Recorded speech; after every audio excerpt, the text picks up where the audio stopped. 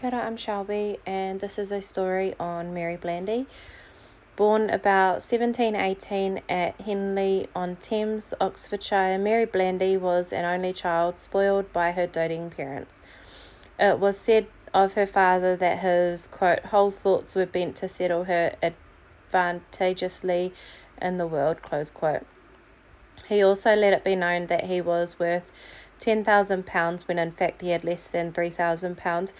It is believed that he thought his daughter would attract a better class of suitor if she were a wealthy heiress, since, although pleasant enough with nice manners, she was no great beauty. However, every boyfriend was put off because Mary's father refused to spend his fortune on her, but promised to, quote, leave her his all at his death. Close quote. The behaviour began to grate on Mary, who grew to resent her father for ruining her happiness. In the summer of 1746, a new suitor appeared in the form of Captain William Henry Cranstoun, the fifth and youngest son of a Scottish laird. Mary was by this time in her late 20s and in danger of becoming an old maid. She may have seen Cranstoun as her last chance of happiness, even though he was short, cross-eyed, had a face that was badly pockmarked, and was 20 years her senior. A further problem was that he was married and also had a daughter still in Scotland. He was, however, a serial flatterer and became interested in Mary, probably as much for her supposed fortune as herself.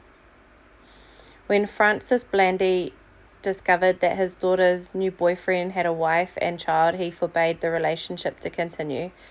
Cranstoun was not easily dissuaded and continued to court Mary, telling her that his marriage was illegal. In June 1751, Mary began, perhaps at Cranstoun's urging, to put arsenic into her father's tea and later his gruel. She called it a, quote, love powder, close quote, and said that she hoped it would lessen his contempt for her boyfriend. 2 months later, Francis Blandy fell ill, and on 14th of August 1751 he died. Almost immediately, Mary was arrested for murder.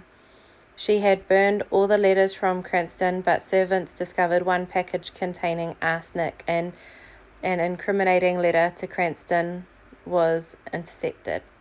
Her trial opened in the Divinity School at the Oxford Assizes on 3rd of March 1752, and family servants testified that Mary had called her father, quote, a rogue, a villain, a toothless old dog, close quote, and said that she wanted him, quote, dead and at hell, close quote. Its servant testified that Mary had told her father that she had been given him arsenic, but only, quote, to make him love Cranstoun, close quote. Mary implored her father not to curse her, and he replied, quote, my dear, how couldst thou think I could curse thee? No, I bless you, and I hope God will bless you. I will bless thee and amend thy life, close quote.